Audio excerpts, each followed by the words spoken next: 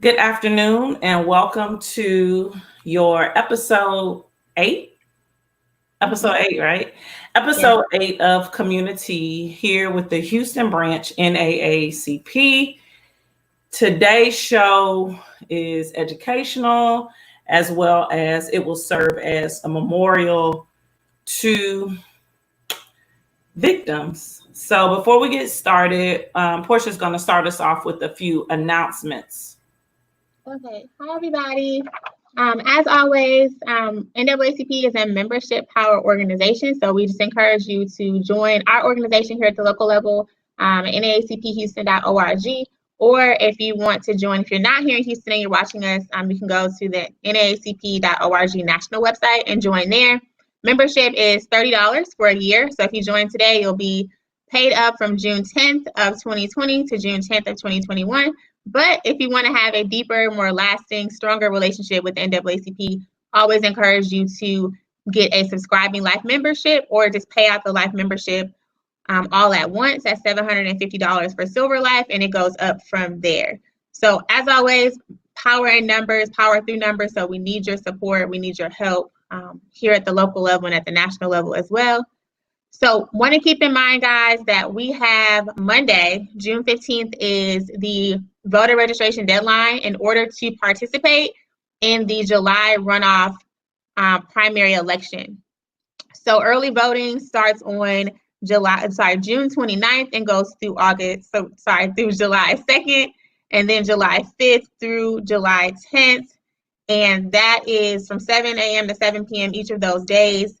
You can find all the polling locations on harrisvotes.com, or also you can reach out to us and we can let you know where you can vote. It's countywide voting here in Harris County, so you can really vote almost anywhere.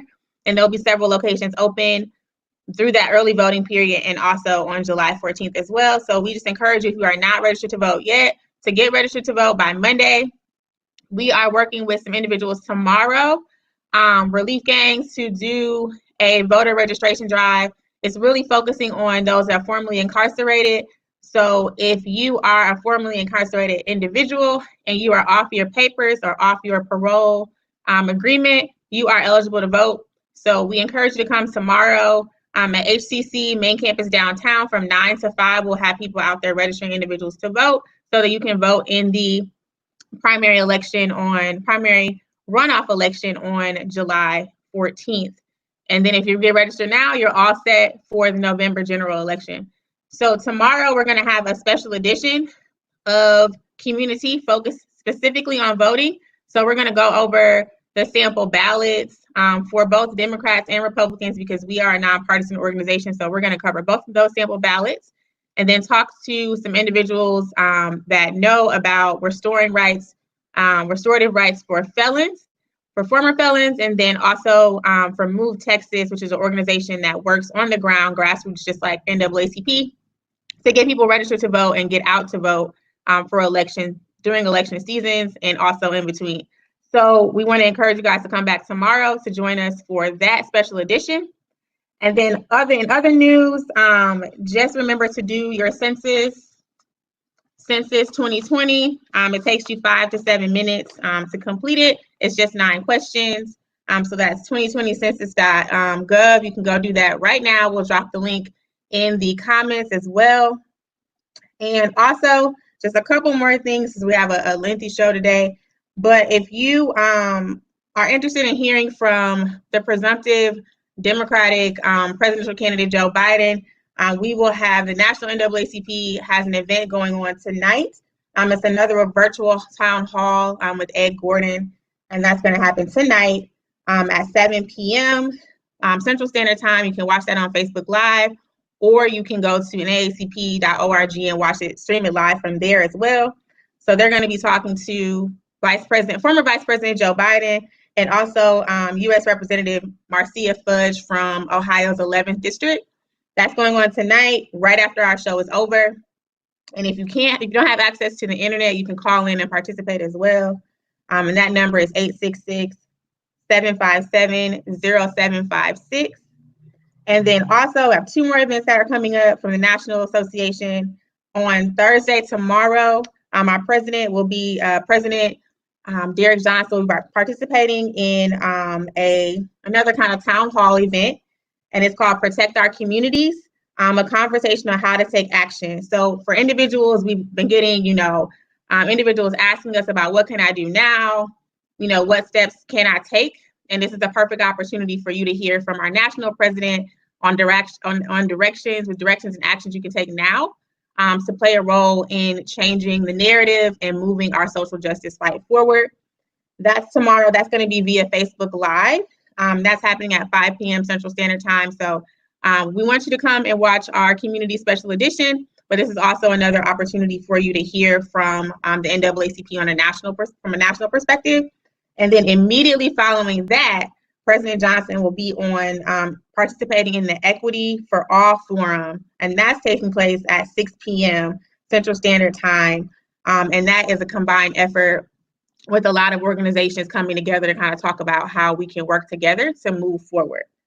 And one last thing, talk about, we brought this up last week, but our Homes for Houston initiative classes are beginning again this Saturday, June 13th. At 10 a.m. and those will be taking place online. So they're absolutely free, but like July, put an emphasis on last week, the class is free, but it's not free for your time, right? So you're gonna have to be active in participating in that workshop. It's 10 a.m. this Saturday, June 13th, and you can register for that on Eventbrite. So if you search Homes for Houston or Houston NAACP, the event will pop up. And then also we'll post the link in the chat momentarily. July, that's all I've got. I know that was a mouthful. We'll make sure to include all that information in the links below. All right, thank you, Portia. So we're going to get started with today's show. As you know, our national call to action campaign is We Are Done Dying. We're wearing shirts that say it, hashtag We Are Done Dying. We are saying their names today and telling their stories. I'll begin. I encourage you to try to jot down some of these names and stories. Some of the historical moments we'll go in depth on. Others will just say their name, when they pass, and their age. They are in no particular order. You will find that some are grouped. Michael Brown, August 9th, 2014, age 18. Alton Sterling. Okay. Alton Sterling, July 5th, 2016, age 37. Jamie Johnson, December 2019, Jacksonville, Florida, age 23. Portia? What did you just do? I stopped at Jamie Johnson. Eric Garner, July 17th, 2014. Breonna Taylor, March 13th, 2020. Ahmaud Arbery, February 26th, 2020. Sean Bell, November 25th, 2006. And Amadou Diallo, February 4th, 1999. Yeah. I wanted to point out that the names we've named so far, most of these have been people under 40, with Breonna Taylor being 26 and Ahmaud Arbery being 25 just here in the past few months. Oscar Grant, January 1st, 2009. Maurice Gordon, May 23rd, 2020. Sean Reed, May 6th, 2020, age 21. Omar Abrego, August 2nd, 2014, 37. Jeremy Lake, August 5th, 2014, age 19. John Crawford, August 5th, 2014, age 22. Ezell Ford, August 11th, 2014, age 25. Dante Parker, August 20th, 2014, age 36. Victor White III, March 3rd, 2014, age 22. Kendrick Johnson, January 10th, 2013, age 17. I'm going to stop with Kendrick Johnson and just say a few things. Kendrick Johnson was, we know he was murdered. There's no way you kill yourself and roll yourself up into a wrestling mat. That is just impossible. There are petitions going around right now encouraging that the investigation to his death be reopened. Not only was he rolled up in a mat, so students participated in his death or responsible, complicit for his murder, but authorities furthered their cover up by removing all of his organs and stuffing his body with newspapers. And again, Kendrick Johnson was murdered January 10th, 2013, and he was only 17 years old. Here we are 7 years later, still demanding justice for his death.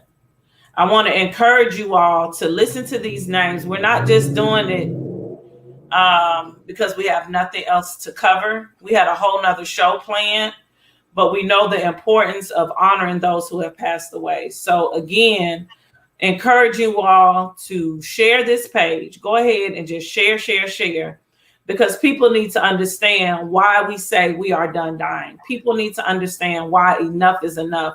We must tell our own stories, and we must remember those who have passed, who have been murdered, killed, and stolen away from us.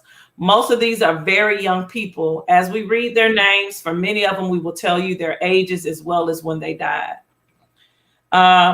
Portia, you want to take the next few? Yes, Ralph Bell Jr., December 2018. He was 23 years old. Lieutenant Colonel Lemuel Penn. So he died on July 11th, 1964. He was killed in Cobalt, Georgia. He was a Washington, D.C. educator. He was driving home from a U.S. Army Reserves training when he was shot and killed by a Klansman in a passing car. Matt Charles Parker, age 23, from Poplarville, Mississippi. He died on April 25th, 1959. He was accused of raping a white woman. 3 days before his case was set for trial, a masked mob took him from his jail cell, beat him, shot him, and threw him in the Pearl River. Johnny May Chappelle. He died on March 23rd, 1964. He was murdered in Jacksonville, Florida. She was walking along a roadside. Her killers were white men looking for a black person to shoot following a day of racial unrest. O'Neal Moore died on June 2nd, 1965.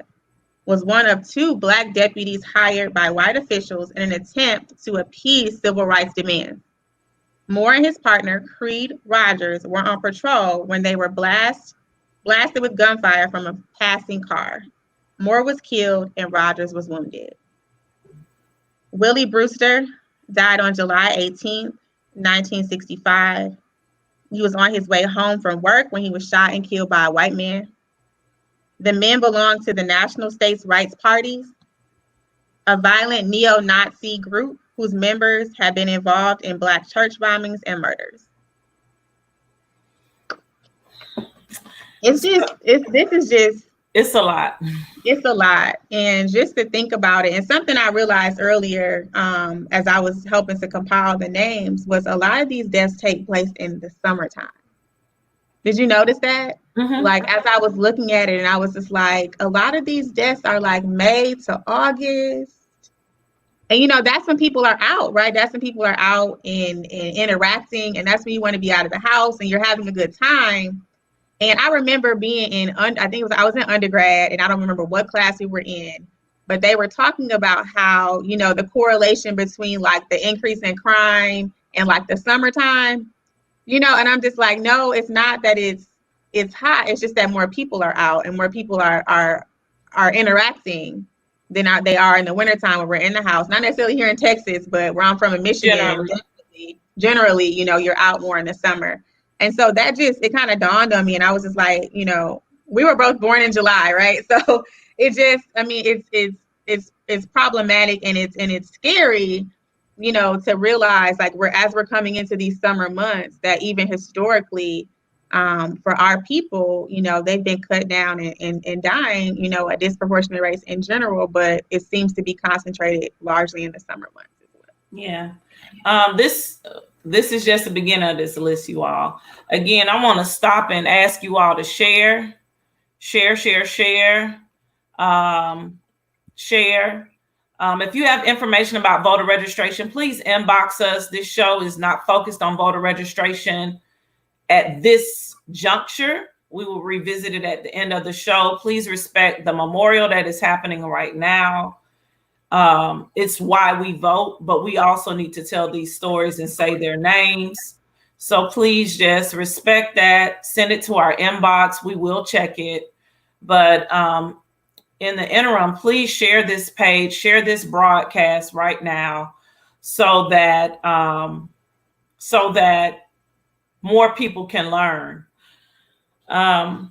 So now most of us have heard about the Atlanta child murder victims, the Atlanta child murders of the late 70s, early 80s. And if anybody has HBO, I absolutely encourage you to watch the documentary that's on HBO right now. Right. And not just that, understand that the story was told that this Black guy did all these murders, but the evidence and more investigations have shown that likely was not the case. Right. So again, we ask you to share. Now we will begin reading the names of the Atlanta child murder victims. And it's just their names. Edward Smith, Alfred Evans, Milton Harvey, Yusef Bell, Angel Lanier, Jeffrey Mathis, and Eric Middlebrooks. Christopher Richardson, Latanya Wilson, Aaron Weiche, Anthony Carter, Earl Terrell, Clifford Jones, Darren Glass, and Charles Stevens. Let me keep going. Aaron Jackson, Patrick Rogers, Luby Jeter, Terry Pugh. There you go. Patrick Baltazar, Curtis Walker, Joseph Bell, Timothy Hill, William Barrett, Eddie Duncan, Larry Rogers, Michael McIntosh, Jimmy Ray Payne, John Porter, and Nathaniel Carter. Again, these are the names of the victims of the Atlanta child murders, which took place between 1979 and 1981. You can just type that in and put in your Google search, put documentary, movie, and I'm sure you'll get multiple results. I know HBO has recently produced a show on it. Next, we want to talk about student demonstrators. With me being an educator, both of us being college grads, we know the importance of student engagement and activeness. Student engagement. Please save your inboxes for after the show because they are coming in now and it's throwing us off. So please, we will get to it, but just wait. Let us get through this show.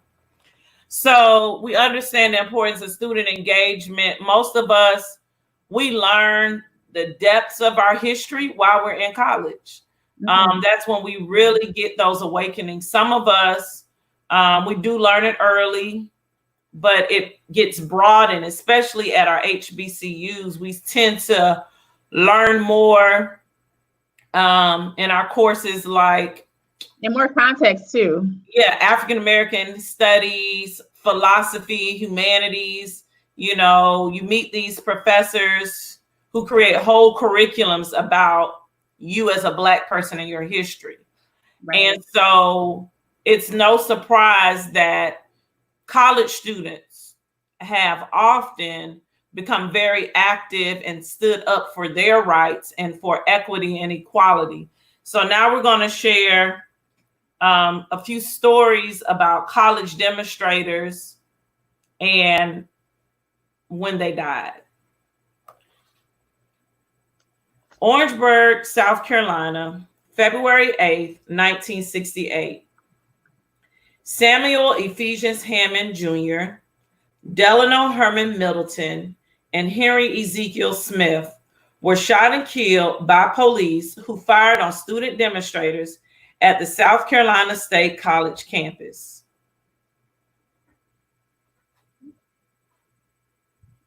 Okay. Jackson State University, Jackson, Mississippi, May 15th, 1970. Philip Lafayette Gibbs and James Earl Green. All right, Southern University in Baton Rouge, Louisiana, November 16th, 1972. Denver Smith and Leonard Brown. And I just want to stop right there. I learned about this while I was in college, but I also watched the documentary We Are Rising on PBS, which is available right now. I'm not pubbing Amazon, but I'm saying that if you do have Prime, then you can watch We Are Rising. Tell them We Are Rising for free right now. Okay. In Kent, Ohio, on the campus of Kent State University, May 4th, 1970. Jeffrey Miller, Allison Krauss, William Schroeder, and Sandra Schuer. There was also a shooting at Texas Southern University, May 17th, 1967. Portia, do you have those names? I do have those names. So the riots started at TSU as a result of a young boy being drowned, and that's Victor George. So he died, which was the initial onset of the riots or the revolt. Rebellion. The rebellion at Texas Southern University. And then one officer was killed, Louis Cooper, during that demonstration. Okay. So now we're going to talk about civil rights, voting rights, and human rights leaders and workers throughout the 50s and 60s who were killed. Reverend George Lee, May 7th, 1955. He was 51. He was a preacher in Mississippi, known for getting people registered to vote. He was killed while driving his car. You can Google his name to get more information. Again, Reverend George Lee. What struck me when I added his name is the number of Georges that are in this list. And as you see behind myself and behind Portia, we have artwork by an artist named Michael Ray Charles, depicting George Floyd, who is a Houstonian that was killed in Minneapolis, Minnesota, this past May, on May 25th, 2020, which is Memorial Day. And I'll never look at Memorial Day the same. In fact, that's why today is called our Memorial Day. So I see Tony Cole say he never heard of the TSU Rebellion. We're calling it a rebellion, Tony, but it was a day when HPD fired upon students at Texas Southern University after they had taken action about a young kid who had drowned. You can read more about that. Circumstances about how he drowned. Yeah, you can go to Google to learn more and Google. What year was that? 1967. Yeah, May 17th, 1967, Texas Southern University. And there's a website I found, but if you just Google, just be specific, like Texas Southern University shooting, you're going to see some other stuff that pops up, but do 1967 and that'll give you, I know the Houston Chronicle did a 50-year anniversary article. So that's where I got most of the information. Yeah. All right. So I left off at George Lee. Lamar Smith, August 13th, 1955. Also Mississippi. He was 63 years old. Malcolm X, February 21st, 1965, he was only 39. All right. Dr. Martin Luther King Jr., April 4th, 1968. He was also 39 years old. NAACP's own Medgar Evers in Jackson, Mississippi, June 12th, 1963. He was 37 years old. And then Fred Hampton of the Black Panthers. And NAACP. And NAACP. He was brought up in NAACP Youth Council, December 4th, 1969. And on that note, I would encourage you guys to also watch the documentary, The Black Panther Vanguard. That's also available on PBS to learn more of the history. And that's where we find out that Fred Hampton was actually involved in the NAACP prior to being involved with the Black Panther Party. So also, there's a lot of resources out right now for you guys to find out more information if you're interested in learning, our history. Yeah. Also, to learn more about Fred Hampton, you can just Google him. ABC did a special last year, I believe, that focused on how he was killed. He was in bed asleep with his pregnant wife. Yeah. Police initially said that they took on all this gunfire, but the ballistics showed that only a few shots rang from the inside to the outside. And after his death, those who were associated with him, they opened up the apartment to the public so the public could view exactly what happened. So people in Chicago had firsthand exposure to the scene. Van Jones kind of discusses Fred Hampton in the documentary The 13th, which is available on Netflix. But he says something very poignant, and I find myself saying it all the time. Where would we be if Fred Hampton lived? Like, he was gunned down at age 21. First of all, to be that much of an organizer at 21, be that powerful of a man at age 21, be that cognizant of who he was and who he came from at age 21. He was able to unite Blacks, whites, Native Americans, Puerto Ricans. Yeah, everybody. People who would consider themselves rednecks, the poor, the impoverished, those who were just beaten down by the system. He was able to unite them. And again, he was murdered at age 21 while he laid asleep in bed. I don't want to keep going. I could, but Fred Hampton is very important, and say his name. Herbert Lee, Liberty, Mississippi. On September 25th, 1961, Herbert Lee worked with civil rights leader Bob Moses to help register Black voters. He was killed by a state legislator who claimed self-defense and was never arrested. Lewis Allen, a Black man who witnessed the murder, was also later killed. So the witness to Herbert Lee's murder by a state legislator was also killed. He endured years. I'm talking about Lewis Allen. So Herbert Lee was killed on September 25th, 1961.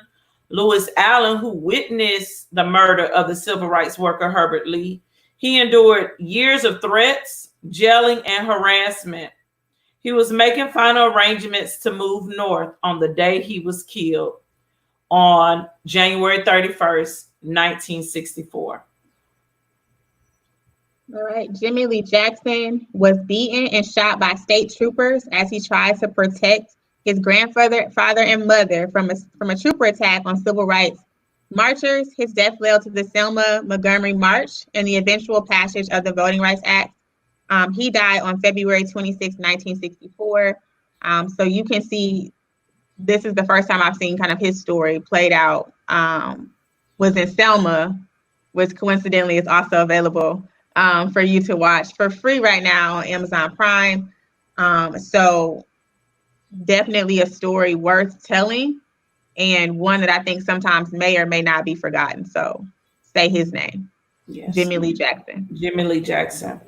So children, interestingly, I see someone commented, but Steny, yeah, they give us enough time. So I actually teach about this next person, George Steny Jr. He was executed on June 16th, 1944. He was 14 years old. He was accused of the rape and killing of 2 young girls. He and his sister had been out, and the 2 little girls came. They saw them in the field, and they had gone on about their business. Later, George Steny was brought in, or taken, let's just call it what it was. He was taken from his family. His family was threatened. He was taken into custody and charged with the murder of these 2 little girls.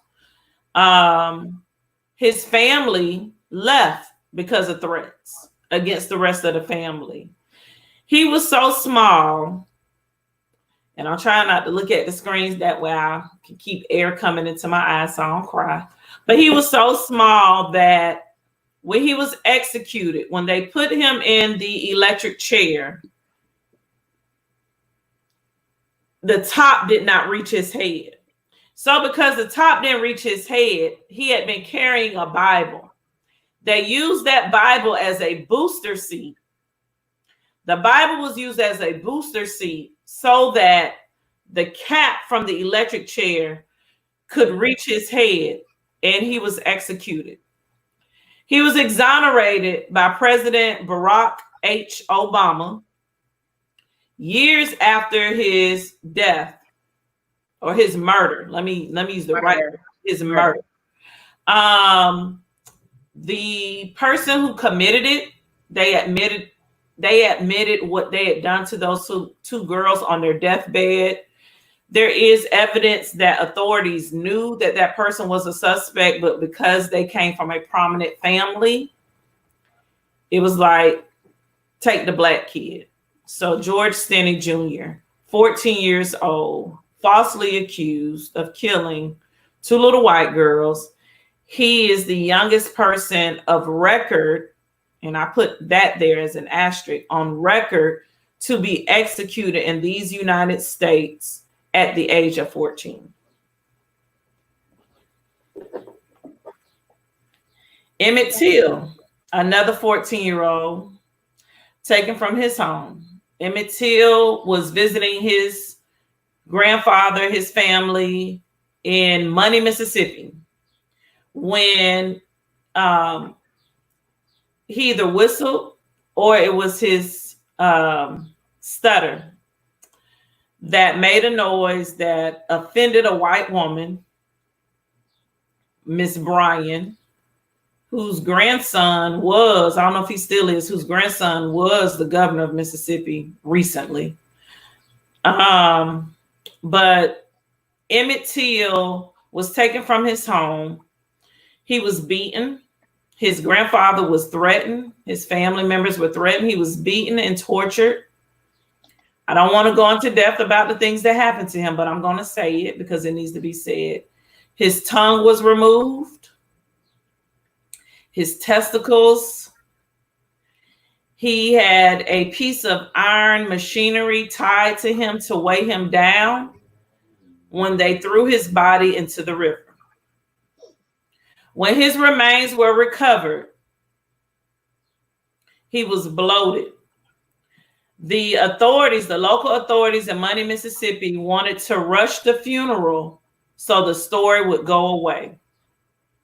His mother traveled to have her son return to Chicago, where they resided. And Mamie Till, Mamie Mobley, she had her son's remains returned to Chicago.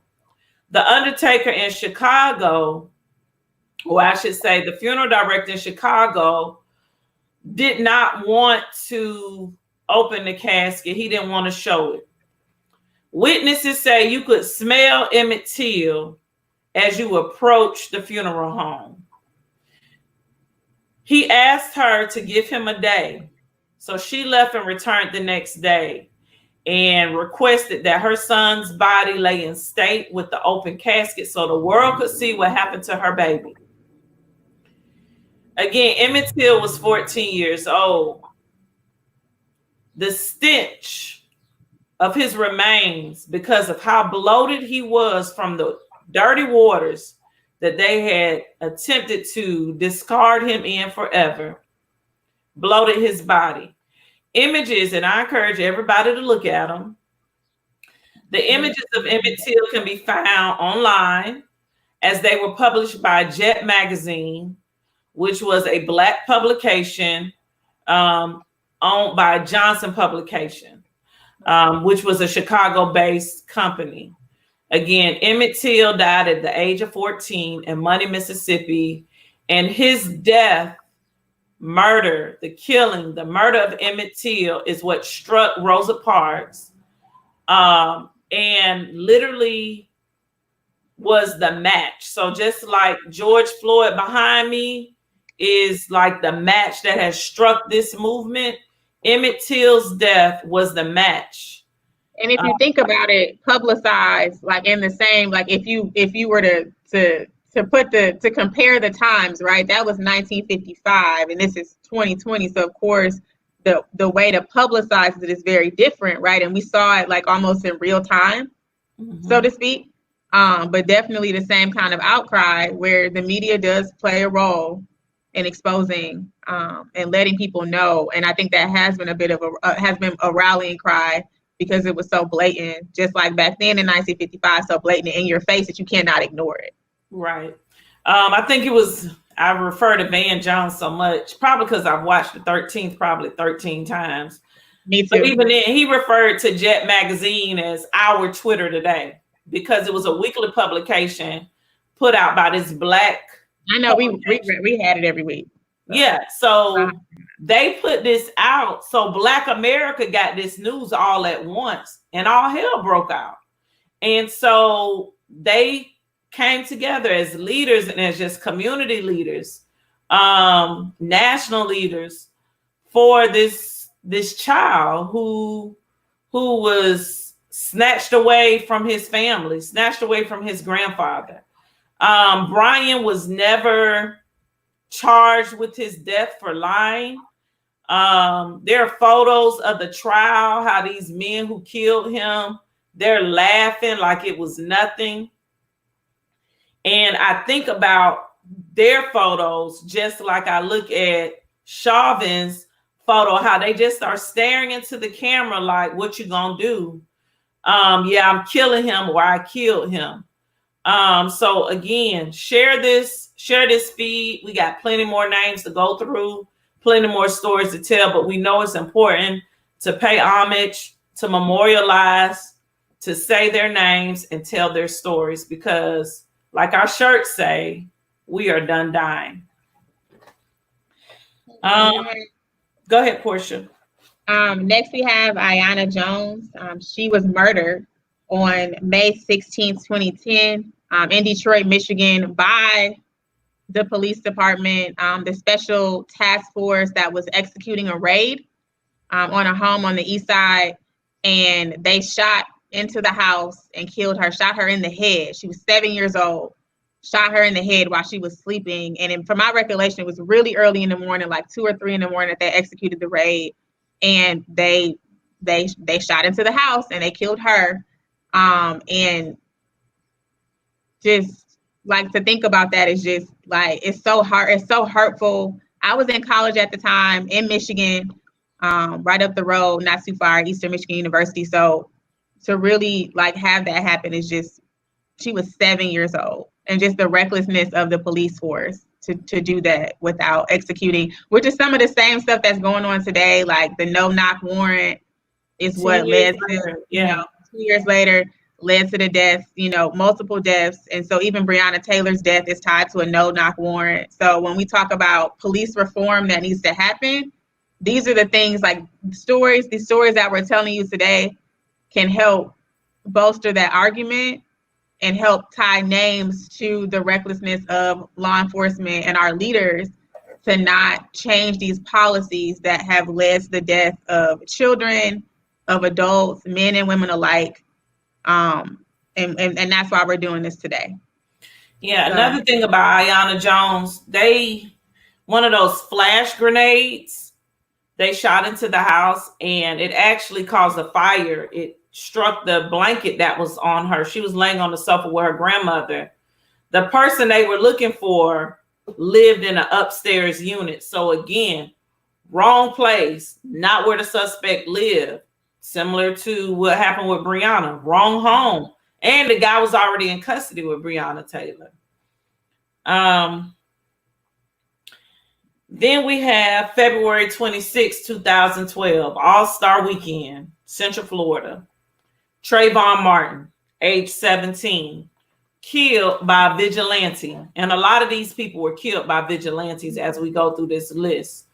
Trayvon Martin was 17 years old. He was visiting his father. Again, it was NBA All-Star Weekend in Orlando. This took place in Sanford, Florida, just outside of Orlando.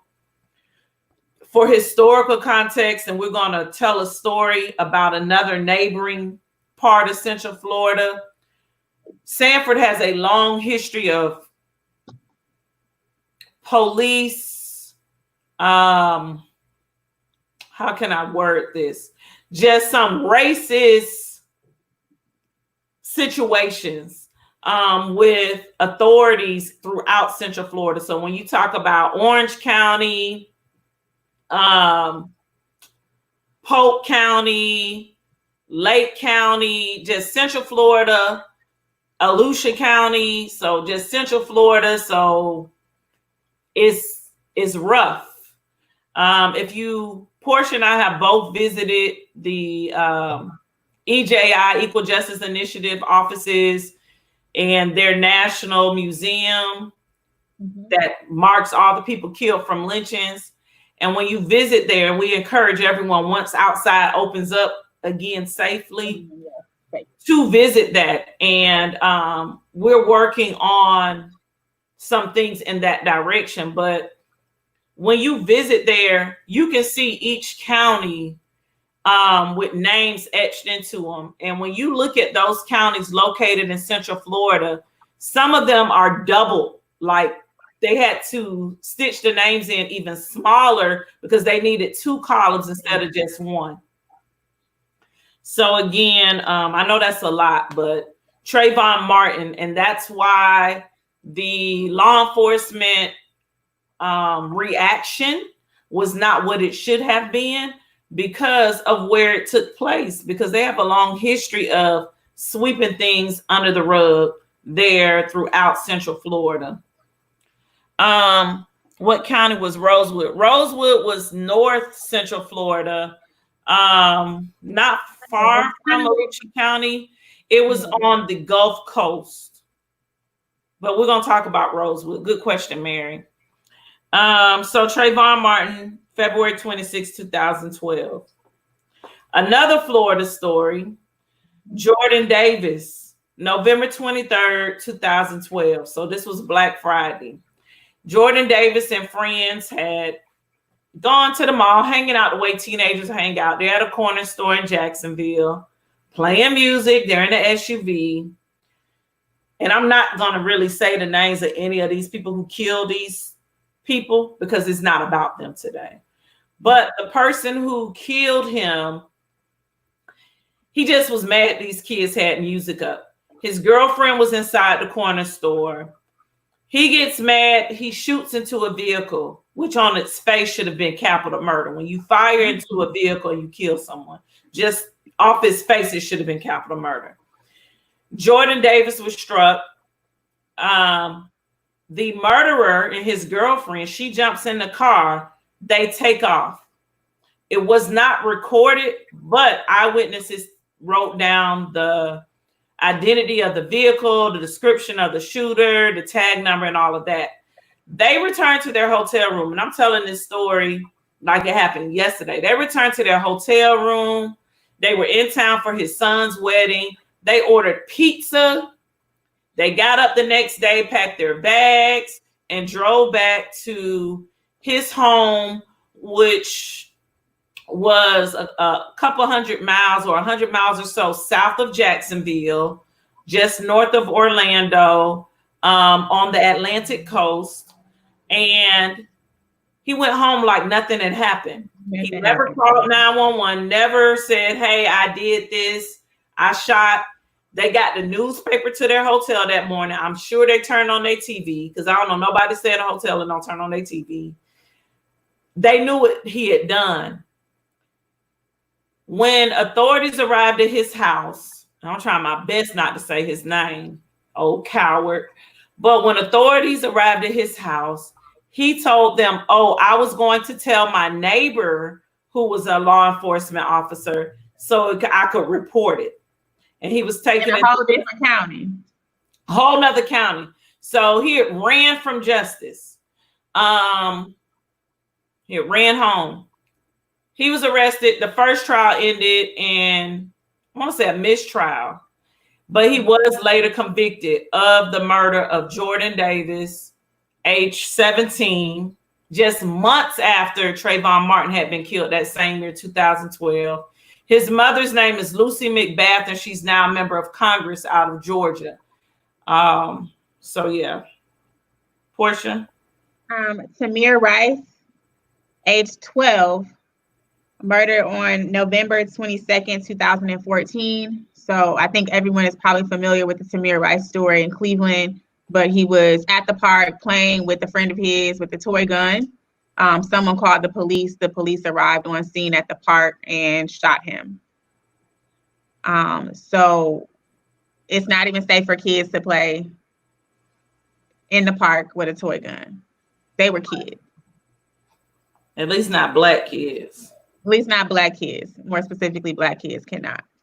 And it's so interesting that, like, we talk about this, and you brought up Van Jones so many times, but I was watching him on CNN the other day. He was being interviewed, and he made a comment about his son. They were playing in the house, and his son was playing with a toy gun, and his son asked him and said, Dad, like, can we play like this? They're in their own home, and they're playing with like Nerf guns. And his son says, Dad, is it okay that we do this? And that's because of situations like the murder of Tamir Rice. Like, you're scared to even play in your own house as a child because of what happened to some other child, several years ago. Not even, this year. This was, this happened, 6 years ago, but it still feels like it happened just a couple of days ago. So it's just sad. And he was 12. So if y'all haven't caught on to the theme, now we're discussing children. So Portia, you want to take the next group of children? Yes. So the 4 little girls plus more. So Denise McNair, September 15th, 1963, age 11. Carol Robertson, September 15th, 1963, age 14. Addie Mae Collins, September 15th, 1963, age 14. And Cynthia Wesley, September 15th, 1963, also age 14. So those are the 4 little girls that were murdered during the 16th Street Baptist Church bombing in Birmingham. Virgil Lamar Ware, also murdered on September 15th, 1963. And he was riding on the handlebars of his brother's bicycle when he was fatally shot by white teenagers. The white youth had come from a segregationist rally held in the aftermath of the bombing. So he was murdered on the same day that they bombed the 16th Street Baptist Church in Birmingham. So that's five children. He was 13. So all between the ages of 11 and 14 on the same day. So just And I had the opportunity when I went to go visit, what July just talked about, the EJI Memorial. I drove from Montgomery up to Birmingham, and had the opportunity to visit the 16th Street Church. So again, we just encourage you to do that. Know the story before you go, and then also go to the Birmingham Institute for Civil Rights as well. That's directly across the street from the church. Yeah. More about Birmingham, I guess, because I've lived there. I've spent so much of my life there. As Portia mentioned, you have the 16th Street Baptist Church. You have the Civil Rights Institute. You have Kelly Ingram Park. You have 4th Avenue North. I had to close my eyes to get the street name right. But 4th Avenue North. Yeah, 4th Avenue North, which is a business district in Birmingham. It's important to visit there. It's a Black business district, very historic. The Black Masonic Temple is there. It's really rich history to learn. It's a jazz museum right there on the corner as well, right? And then there's Green Acres. I got to go to Green Acres as well, the restaurant. Yes. Did you get it all the way? Oh, we about to talk about food. Let's not. But that was a good light note. But yeah, so visit Birmingham. If you want information about sites to visit throughout Birmingham and Montgomery, just for historical context, please feel free to inbox us after the show, and we'll fill you in on that. And also Montgomery, you have the EJI. And I just want to talk about that a little bit, just so we can take a breather, because it's a lot to read this stuff. It was a lot to type it.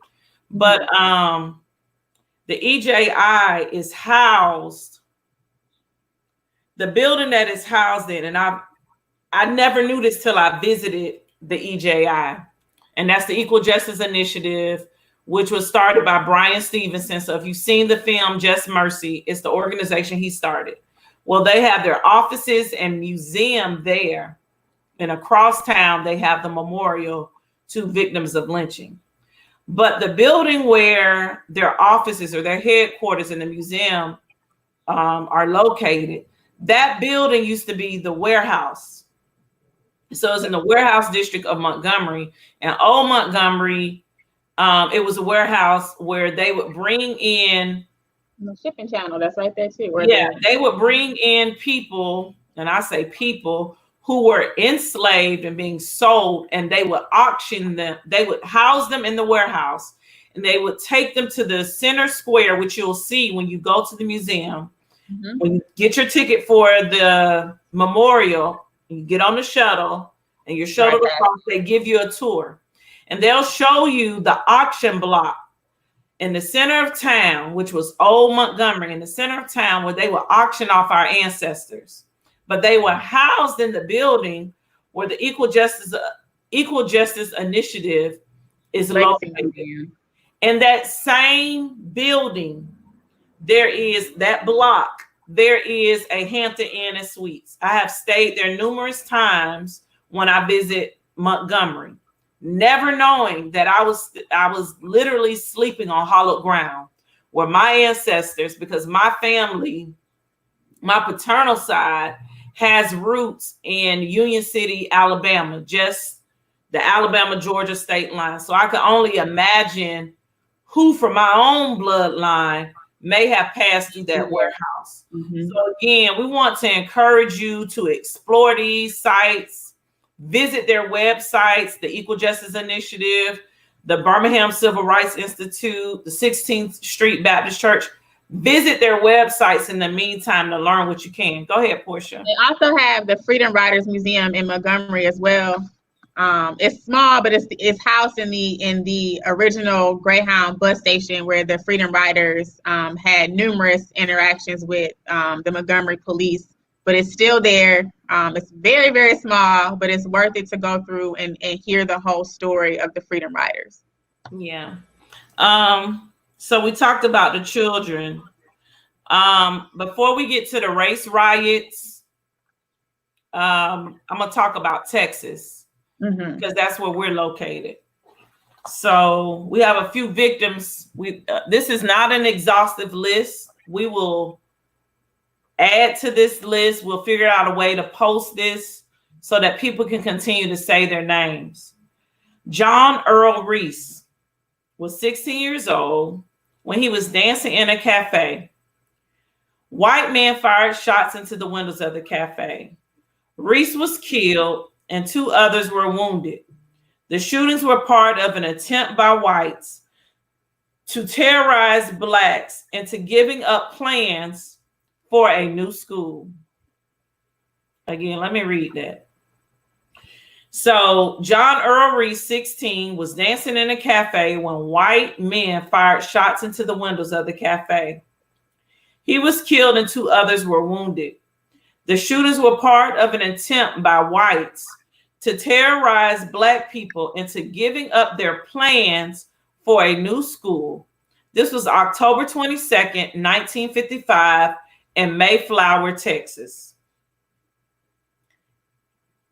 Where is Mayflower at? Do you know where that is? I think it's in East Texas. I'm not sure. I'll look that up while you read the next names. Okay, we have Santos Rodriguez, July 24th, 1973. He was aged 12. James Beard Jr., June 7th, 1998, age 49. And this is the situation that happened the murder that took place in Jasper, Texas, where he was drugged and murdered. Sandra Bland, July 13th, 2015, age 28. Botham John, September 6th, 2018, age 26, murdered in his own home. Pamela Turner, May 2019, age 44. She was murdered in Baytown. And then Atiana Jefferson, October 12, 2019, age 28, murdered in her home in the Dallas area. I think it was it Fort Worth? Fort Worth. Mm-hmm. Fort Worth. And that was just this past fall. So to answer the question about Mayflower, it is East Texas. East Texas once had the largest population of Black people. You have to understand when Texas was, I don't want to use the word colonized, but I can't think of a better word right now. But it was. That's what so happened. When Stephen F. Austin, when Moses Austin, Stephen F. Austin's dad, was asked to come here as a, what's the word? It starts with the E.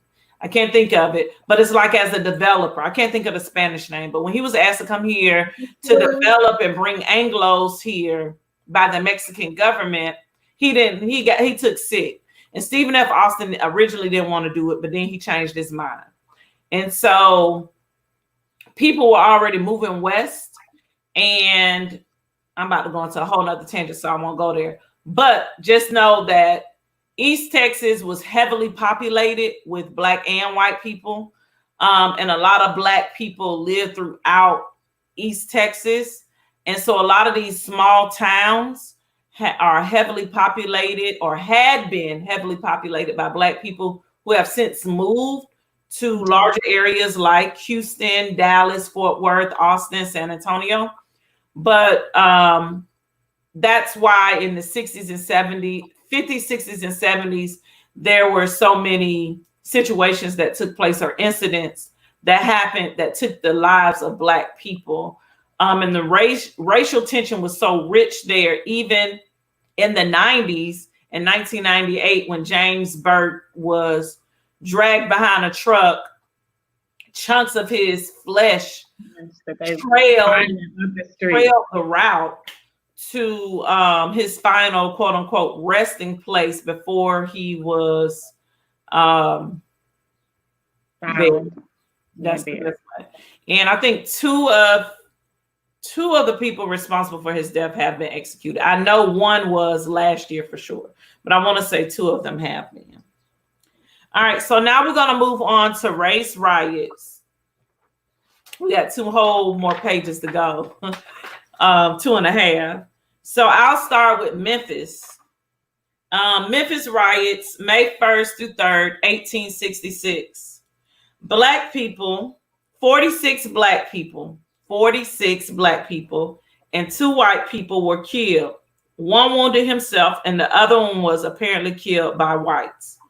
75 people were injured, mostly black. Over 100 robbed. 5 black women reported being raped and testified to the subsequent congressional hearing committee. And 91 homes were burned. 89 of those homes were held by blacks, 1 by a white person, and 1 by an interracial couple. Again, this is May 1st through 3rd, 1866. So this is just after emancipation. Well, 3 years after emancipation, just under a year after Juneteenth. But this is in Memphis, okay? If you want to learn more about this, you can watch the PBS documentary Reconstruction, produced by Henry Louis Gates. It's available on PBS and it's available on YouTube in 2 parts. So I would say 1 and 2 is 1 video, part 3 and 4 is the second video. Go ahead, Portia. If you do it on PBS, you have to have PBS Passport here in Houston, which you have to pay for. So watch it on YouTube. Watch it on YouTube. All right, so let me finish reading about it. 4 black churches and 12 schools were burned. Modern estimates place the property losses at over 100 million. I don't know if that number is right, but anyway, including pay taken from black veterans by the police in the first encounters. Confederate veteran Ben Dennis was killed on May 3rd for conversing with a black friend in a bar. The results show that the mob focused its violence against the homes and wives of black soldiers. Arson was the most common crime committed. The mob singled out certain households while sparing others due to perceived subservience of the occupants. The reason why we tell the story about the Memphis riots is because just like few people have heard about Tulsa, even less have heard about Memphis, which happened long before Tulsa. Again, this is 1866. Tulsa didn't happen until 1920. 1919, 1920. So it's important that we talk about this history. Again, this is the time when black people are registering to vote or preparing. This is Reconstruction. This is the Reconstruction period. So black people are now landowners for the first time. You know, they're free. They own businesses. Our very own Ida B. Wells lived in Memphis. She's a founder of the NAACP. She was a journalist. She lived through this. Also, you can look up the congressional hearings for the Memphis riots, as well as the congressional hearings for the Klan uprisings throughout that time. There are congressional hearings where black people testified before Congress about what happened to them. People say they don't teach that in school. Well, if your child has a black history or social studies teacher, you tell them you want this taught. It's American history. And the state of Texas just approved, and it's an elective, but just approved the African American history course to be taught in our high school. So encourage your children to enroll in that class and then ask them what they're being taught. So if there's things that you want to be included, that was black educators that wrote it, so I'm sure they did their due diligence. But if there's something that you want added, like definitely follow up and see what your kids are learning in that class. And can I make a little side note really quick? The National Youth and College Division is hosting Black civics classes via Zoom for the next several Tuesdays. At 7 p.m. Central Time. At 7 p.m. Central Standard Time via Zoom. If you guys are interested in that, I can put that link, or we can make sure that we reshare that on our branch page again before next week's meeting. Yeah. So as soon as the Memphis riots, shortly thereafter, still in 1866, the Colfax riots took place in Louisiana, another place that was a whole bunch of black people. So the Colfax riots were in the wake of the contested election for governor and local offices. A group of white Democrats armed with rifles and a small cannon overpowered freedmen and state militia who were also Black, occupying the Grant Parish courthouse in Colfax. Most of the freedmen were killed after they surrendered. So even though they surrendered, hands up, don't shoot. That's nothing new for us. We can be in a position of surrender and still die. Like, we're telling this history, we're saying these names, we're telling these stories because we need people to understand why we're saying we are done dying. Enough is enough. Like, it's real. The freedmen were killed after they surrendered. Nearly 50 were killed later that night after being held as prisoners for several hours. Estimates of the number of dead have varied, ranging between 62 and 153. 3 whites did die, but the number of Black victims were difficult to track because many bodies were thrown into the Red River or removed for burial. There are rumors of mass graves at that site. Next on our list is the Rosewood Massacre. It was a week-long attack on a predominantly African-American town of Rosewood, Florida, in 1923 by large groups of white aggressors. The town was entirely destroyed by the end of the violence, and the residents were permanently displaced. So July's from Florida, so she can tell us a little bit more about it. But we keep talking about movies, but Hollywood doesn't always get it 100% right. But at least it's a story being told. So there is a movie out from the early 90s called Rosewood, and it tells this story. So I think it's important and valuable for you to take the time to watch it, just to know the story, because otherwise, I know my dad, like when that movie came out, my dad took my brother and I to see it because he said, you need to know your history. So I encourage you to read it. To go view it. And then July, I know we had a question from Mary earlier about it's Levy County, where this took place exactly in Florida. Yeah. So it's like modern day Pensacola, right? Or close to it? No. So it's south of, it's way south. It's way south of Pensacola. Okay. It's east of Pensacola. So it's not off of what the freeway is. So it's not like you can be on 75 South and exit Rosewood.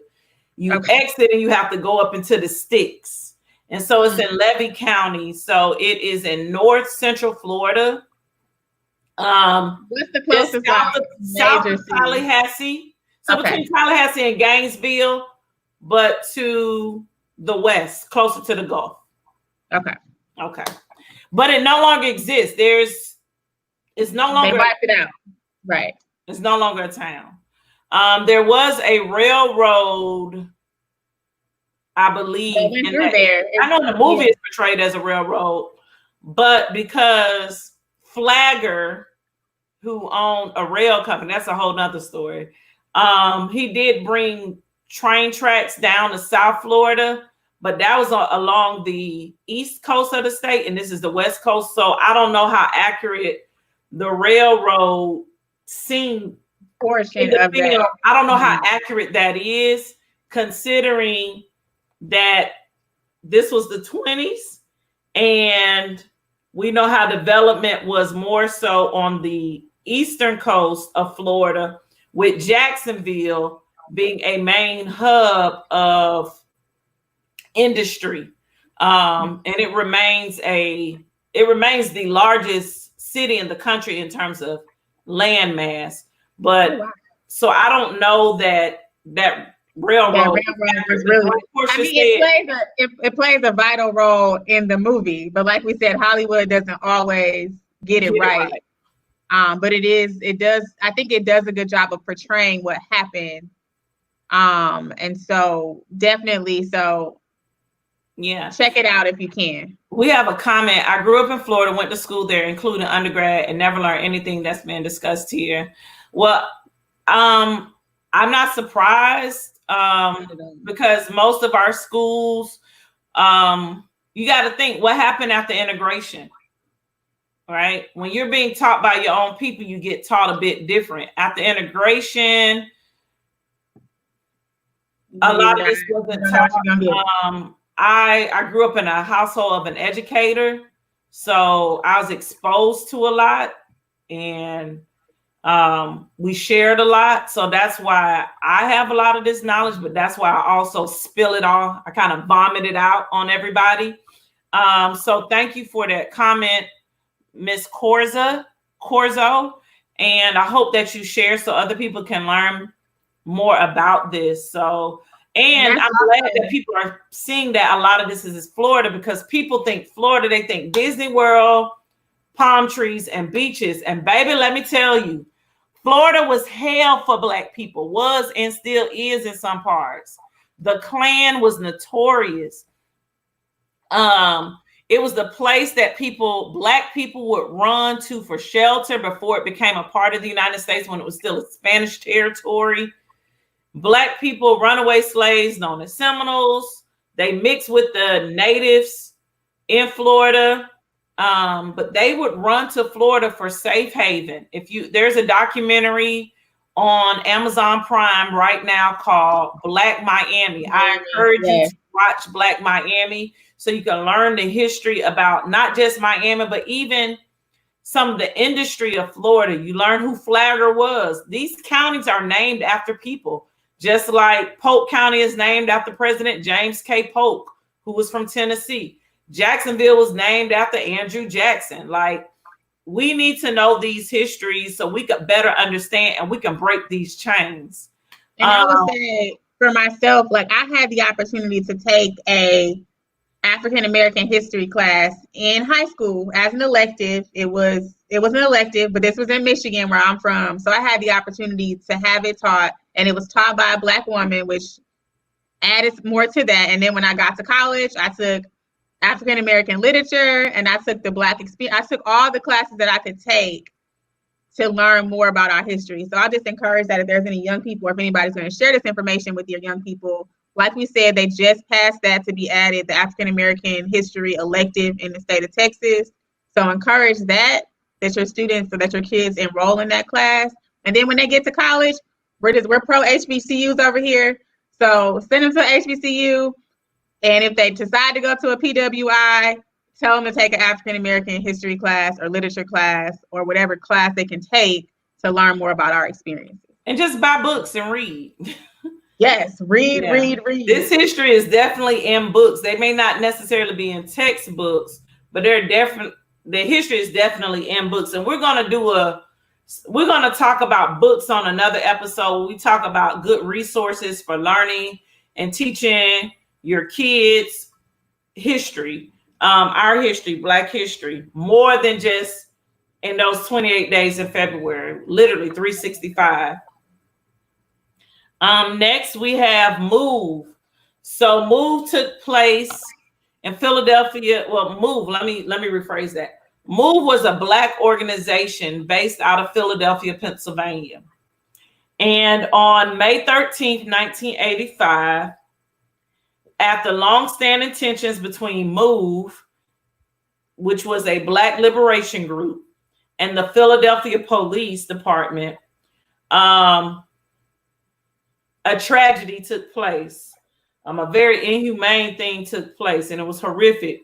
That night, the city of Philadelphia dropped a satchel bomb, which is a demolition device typically used in combat, laced with Tobex and C4 explosives on the MOVE organization, who were living in a West Philadelphia row house known to be occupied by men, women, and children. I'm going to stop there before I can continue. So a row house, that's a house like these townhouses that are popping up in these gentrified areas where the houses are either attached or very close to one another. An American police force bombed. Yes, he was released. An American police force, Philadelphia, Pennsylvania, dropped a bomb on American citizens in America, in a home. In a home located in very close proximity to several others. Right. Men, women, and children were in, no, not shotgun houses. This was a row house. I mean, they're townhouses. It's basically have you ever been to they have brownstone in New York?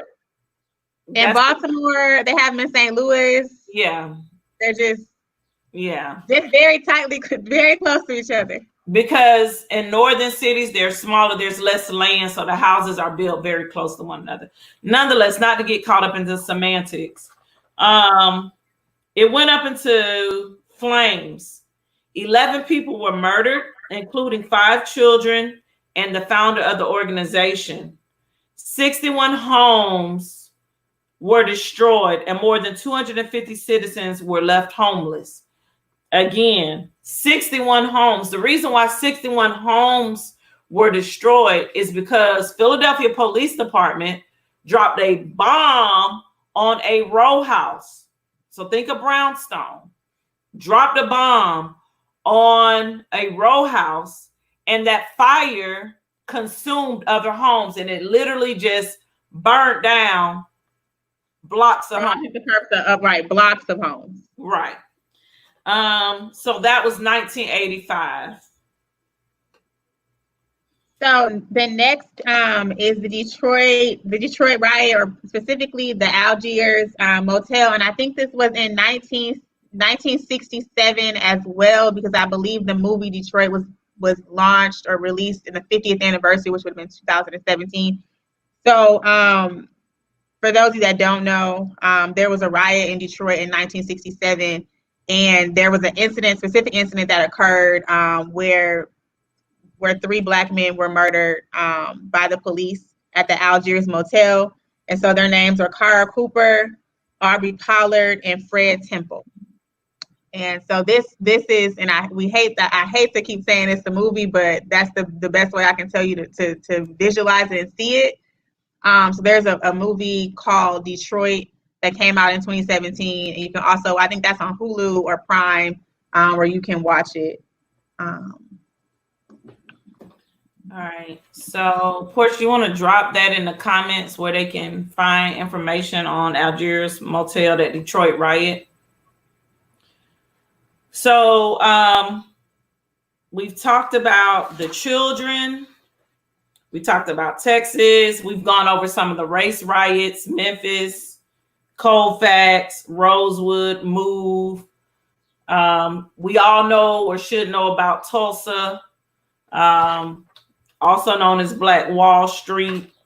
We talked about student demonstrators, the Atlanta child murder victims, and those who were killed during the civil rights movement. Names that are not as familiar. We've named them, as well as those who have passed within the last 10 to 12 years in modern history. But we have more. Groups. So there have been groups of Black men accused of things. One group is the Scottsboro Boys, and we'll be kind of brief because we're coming to the end of the show. But this is where 9 African-American teenagers ages 13 to 19 were falsely accused in Alabama of raping 2 white women on a train. And this landmark case, or landmark set of cases, dealt with racism and the right to a fair trial. The case included a lynch mob before the suspects had been indicted, and all white juries were included. Their trials were rushed, and there were many disruptive mobs. It is often cited as a miscarriage of justice in the United States legal system. Next, this is another Florida case. So I don't know if the young lady from Florida is still on, but this case is about the Groveland Boys, and I have a book.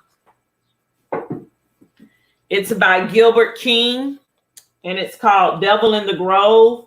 It's the story of how Thurgood Marshall, Portia, if you can put this in the notes, in the comments, but Thurgood Marshall's impact in these cases. So the Groveland Four, the Groveland Boys, were four young African-American men, Ernest Thompson, Charles Green Lee, who was 16 at the time, Samuel Shepard, and Walter Irvin, who in 1949 were wrongfully accused of raping a 17-year-old white woman and assaulting her husband on July 16th, 1949. And this is in Lake County, Florida. Lake County, Florida. I won't go into all of it because it's long, but I will share a little bit. It's a bunch of lies told on these young men. A lot of cover-ups. Read this book. Just read this book, Devil in the Grove by Gilbert King. It talks about Thurgood Marshall's work on these cases. This is long before, this took place before his most famous case, which is Brown versus Board of Education. But what happened here, I often say, a lot of people didn't like when Thurgood Marshall came to town because they saw him as disruptive, huh? Gilbert King. The author. Okay. Gilbert King. But he would sleep in his clothes, in his suits. They would sleep in their suits, he and his co-counsel, just in case they had to escape in the middle of the night, because their lives were always threatened, because they were coming to defend Black men, typically in these cases where they were accused of doing some harm to a white woman. This country was shut down when Black men are accused of doing something to a white woman. And we see multiple examples of that. You look at the Scottsboro case in 1931, the Groveland Four in 1949. Then you get to the Central Park Five or the Exonerated Five, Easter 1989. So having said all of that, it's important that we tell their stories. We understand that this is what we're seeing here in 2020 is not new, but the way we address it has to change. The way we address it, our demands, what we ask for, what we expect, what we accept has to change, because again, this is a continuation. We've named things, the Jena 6. We've named stories, we've missed stories that we haven't told. You know, you have Denmark Vesey, you have the Charleston, South Carolina, was Mother Emanuel Church. Mm-hmm. So when you look at Mother Emanuel, I said the Charleston 9. The Charleston 9. When you look at Mother Emanuel, those 9 people were gunned down at Bible study, but that was not the first tragedy to take place at Mother Emanuel. When Denmark Vesey led a revolt or planned a revolt, one of the things they did after he was executed, murdered, was they burned down the church. Well, guess what that church was? It was Mother Emanuel. So we have a long history. We have been fighting for literally 200 years. We can track it back to the early 1800s and probably before then. But just for the purpose of today's show, we're demonstrating over 200 years of Black people fighting just to live, just to have liberty, life, peace, just to be left alone. Just leave us alone. Just let us be. We want reparations. We want to be able to breathe. We want to not be threatened just because of the color of our skin. We want to be able to go for a jog like Ahmaud Arbery. We want to be able to go walk into a new or a property that's under construction and just imagine what it's going to look like when the project is finished. Like millions of Americans do every day. All the time. All the time. We shouldn't be ran down, chased down, hit by a car at gunpoint, back and forth. Ahmaud Arbery ran back and forth, and I'm saying his name because his story has to be told. the arrest, the trial, all of that is important, but his story has to be told. I met his mother yesterday after the funeral of George Floyd. I told her that we will be doing this show. We're going to say his name. I shouldn't meet these mothers of these victims and not tell their children's stories. I met Sabrina Fulton. I met Eric Garner's mother, right? There's a foundation. If you all want to contribute and help mothers of victims, the Trayvon Martin Foundation has a group called Circle of Mothers. You can go to Trayvon Martin Foundation's website and contribute to the Circle of Mothers and the Circle of Fathers. And there are support groups that assist those parents with the tools they need, not just for their own therapy, but so that they can do work in their communities to help other families that may experience these same things, families whose names we'll never hear. There are countless mothers that I met when I traveled to Miami with the Circle of Mothers. There's a mother here in Houston, Miss Baker. Her son, Jordan Baker, was killed. You know, we have to tell their stories.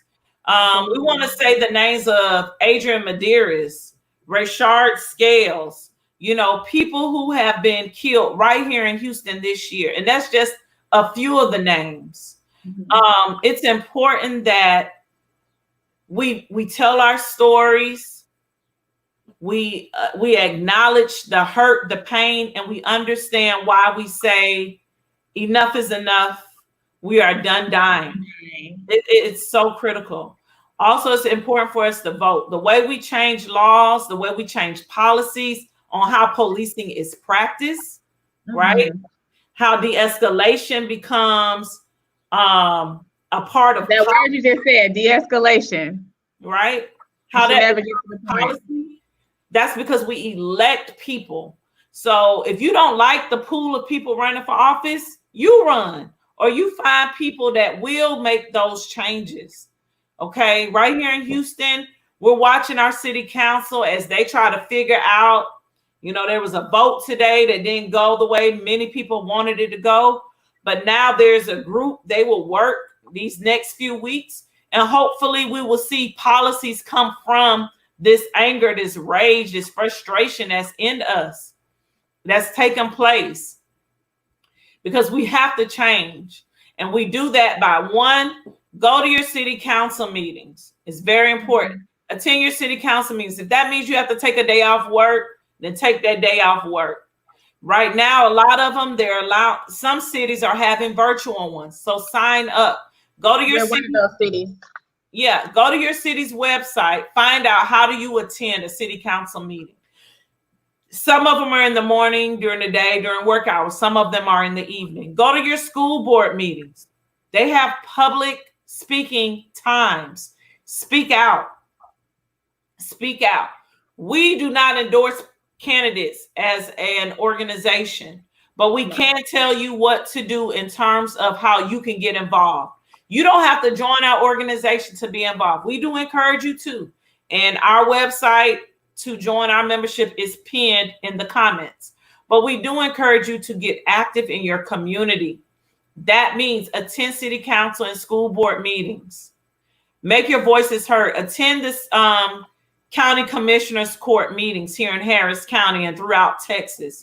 Texas is very unique. We call it commissioners court, right? Our commissioners court is governed by 5 individuals, a county judge and 4 county commissioners. Get involved, attend, let your voices be known. Look up. Many people don't know who these people are. They don't know who represent them. And I will say my soapbox for just 1 second to talk about this. Okay. So I want to make this clear. You need to know who represents you in Congress, right? Look up who represents you in Congress. Portia, can you put that in the chat, the comments, the link, how they can look that up? So everybody has 2 U.S. senators. So if you live in a state, both of those U.S. senators work for you. It doesn't matter their party affiliation. So if you live in Texas, it's Ted Cruz and John Cornyn. John Cornyn is up for re-election. Senators, U.S. senators serve a 6-year term. Every state has 2 senators. We have 100 total. The U.S. Congress, the U.S. House of Representatives, is made up of 435 people. It's based on population. So depending on the size of your state's population, you have a number of representatives. In Texas, we have 36. Those 36 span this state. In the Houston region, we have multiple members of the House of Representatives. Depending on where you live, your representative could be anyone from Al Green to Sheila Jackson Lee to Dan Crenshaw, Sylvia Garcia, and a number of others. Like if you live in Katy, it might be McLeod, right? There are a number of Congress members. You need to know who represents you. That's the federal level. That's the House of Representatives and the Senate. On the state level, we have 31 state senators in the state of Texas. We have 150 state representatives in the state of Texas. You need to identify who represents you in the state of Texas. Okay? Who's your state senator and who's your state representative? You need to know those people and you need to let them hear your voice. You don't just get to go in and check a box just because you're voting based on party affiliation. That is irresponsibility of you. We're glad you voted. Now take the next responsible step and get educated about who they are and make sure they know what your demands are for their district in which they represent, which you reside in. Okay, so that's your state representatives and your state senators. Again, we have 150 state representatives and 31 state senators. In the Houston area, I think our 2 largest Senate districts are 13 and 15. 13 is Boris Miles and 15 is Whitmire. It's important that we know these, and there are others, but those are the bigger districts. Also, make sure that you know your county commissioners. In the state of Texas, we have 254 county judges. Every county has a commissioner's court made up of 5 individuals. You do not have to be a lawyer to be county judge. That's something people need to know. It's called county judge, but that's not what it means. It's not the typical judge is what I'm saying. But they're like the county CEO in a sense. And then you have these commissioners, right? And they work collectively, sometimes together and sometimes against each other. But you need to know when your county court meets, your county commissioner's court meets. Again, those 5 individuals. Everyone lives within a commissioner's district in every county throughout Texas. That is important. They meet here on Tuesdays. Last night, I think they wrapped, I want to say after midnight with their meeting. I'm not sure, but here in Harris County. So you have your commissioner's court. Then you have your city council. Your city council, depending on the size of your city, it can have numerous members. Here in Houston, we got a lot. I want to say we got like 19. I might be wrong, but we got a lot. I know who my city council member is, though. Well, you need to know who your city council member is, and you need to know the 5 at-large members that we have for Houston City Council. You need to know who your mayor is. You need to know whether or not you're in Houston, because some people who view this are not Houston or Harris County. In some cities, you have a mayor. In some cities, you have a mayor and a city manager. In Houston, we only have a mayor. In cities like Dallas and San Antonio, they have a mayor and they have a city manager. So their local government setting is a bit different from one that's ran by a strong mayor. In Houston, we have a strong mayor council. In San Antonio and Dallas, they have a city manager council. The city manager has hiring and firing power. You need to educate yourself. You can't say, well, the school's not teaching it. You got Google. We have no excuses now. We can look this stuff up. Let's look it up. Let's know who these people are and let's communicate to them. Now, that is my soapbox for today. I will not lecture you all because that's what I do in my professional life. But I do want to make it clear. The way we stop dying at these incredibly devastating rates at the hands of vigilantes and sometimes law enforcement is we change policies, we change laws, We make laws tougher. We make the requirements where if X happens, Y must happen, right? There are no more no-knock warrants in Houston. That took place because January 2019, a fatal shooting took place. So now we don't have no-knock warrants. So remember, we are done dying. Say their names. Enough is enough. And tell their stories. It is incredibly necessary that we understand our history. We talk about it. We tell these stories, and that we communicate. We got a couple of questions. Where is the headquarters located in Houston? I don't know what headquarters you're talking about, Mr. Harrison. If you're talking about our branch, right now, our headquarters are in 3rd Ward, but right now we're closed due to COVID-19. So we're working remotely. Our volunteers, as which we are, work remotely. You can inbox us after the show, your email address, and we'll make sure someone communicates with you. And I'll say in the comments where you can find your Houston City Council person, your Texas representative, your U.S. representative, plus your senator. And then we have 16 council persons here in Houston, districts A through K, and plus 5 at-large council persons that represent the whole city. They represent everybody. And what I was going to say in July, thank you for sharing that and explaining the multiple layers of government, because I think that we have to understand that it takes place at the local level first, and then we build up from there, right? So our power is concentrated for the most part here at a local level, so we need to stress that. And then to say, like, we've talked about this before on our show, and we've been fortunate enough to have Council Person Evan Shabazz and also Council Person Thomas to come and talk to us, but also to understand, like, you should join their mailing list. I know we get enough emails as it is, but I find out a lot of information about what's going on in my particular section of the city by joining my council person's mailing list. And I also am on my representative. So I live in District A. So I'm represented by Amy Peck. So I'm on her mail list. I'm also in Dan Crenshaw's district, which I think is 20, but I'm on his mail too, his district 2, sorry. I'm on his mailing list, so I get his information. And so we encourage you to get on those mailing lists. I'm also on several other district mailing lists as well, just to have the information coming in. But join that just so you know, they share the resources, and also you can know where they stand on these particular policies as they're being voted on in council. One more thing, I know we need to go. We've gone over, but today's show was critical. If you're in, and I think many cities have it, but check to see if your city has an app for alerts. In Houston, you can sign up for Everbridge and you get city alerts from heat advisories to suspicious activities, health department announcements. Well, you can't see it on my app, but it's called Everbridge.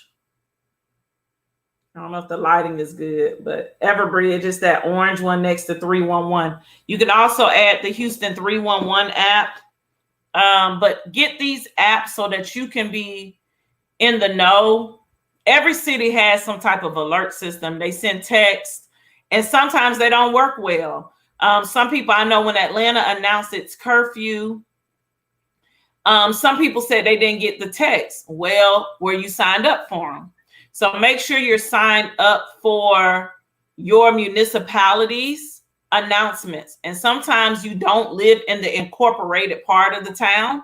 So make sure you sign up anyway. Just because you have a Houston name address does not mean you're incorporated Houston. The way you know that is by how you're policed. That's another thing in Texas. We have so many law enforcement agencies. We have constables, we have sheriff deputies, we have Metro Police, which is our transportation. This is Harris County, this is Houston. Every college and university has police. You have the city, plus you have the state troopers, Homeland Security. So we're a very police state, as you said it yesterday in a personal conversation. So just make sure you're familiar with who's the leadership. So you have precincts, know what precinct you live in. It's a lot. It's a lot of layers. You can't afford to not know. And that's all I got today. Or that's all I have. Let me use proper English. That's all I have for today. Proper English. So just want to remind everybody really quick, just remind everybody, Monday, June 15th is the voter registration deadline to vote in the July 14th primaries. So we're about a little over a month out. So please remember, if you're not registered to vote, vote. And then there's a voter registration drive going on tomorrow at HCC downtown from 9 a.m. to 5 p.m. People will be out there registering people to vote. And if you are a registered VDR with an updated VDR card that expires in Harris County. For Harris County that expires December 31st, 2020, inbox us so you can join us. And lastly, this artwork is by Michael Ray Charles. And the hashtag on it is Black Votes Matter. Yes. So we just want to thank artist Michael Ray Charles for contributing those. We were able to share those with the attorney of the Floyd family, Mr. Benjamin Crump, on Monday. The family of George Floyd and others in the community, we passed them out. We also had these fans that were donated, and they say various things. These were passed out to the family of George Floyd. So it's like a memorial fan. We have a few of these left. But if you're interested in knowing more about that, you can look at our Instagram page, which is NAACP_HOU. Nathaniel says, can you post a list of all the events you mentioned at the beginning? Ooh. I don't know if she'll do that. I'll ask her nicely. I'll kind of massage her to do that. But if you inbox us your email, it might be easier for her to just email it to you. And then we usually post flyers for events to our page. So just watch for those as well. So the event for tomorrow, we will repost that flyer. It was posted earlier this week. It features a drawing of DJ Mr. Rogers and Trey the Truth of the Relief Gang. They're our partners for our voting initiative, and we're working on other initiatives with them. That will be tomorrow. And tomorrow evening, we will have a special edition of Community, same time, 4:30, where we talk about voting. So be sure to tune in. Whose email again? Just send us your email. Inbox us your email, Ryan. And then we can communicate with you one-on-one.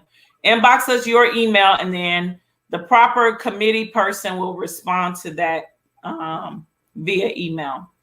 All right, Portia, you got anything else before we log off? That is it. Thank y'all so much for joining us, and hopefully we'll see you again tomorrow for our voting special. Yeah, and remember, we are done dying. Be blessed, and we'll see y'all tomorrow. Bye.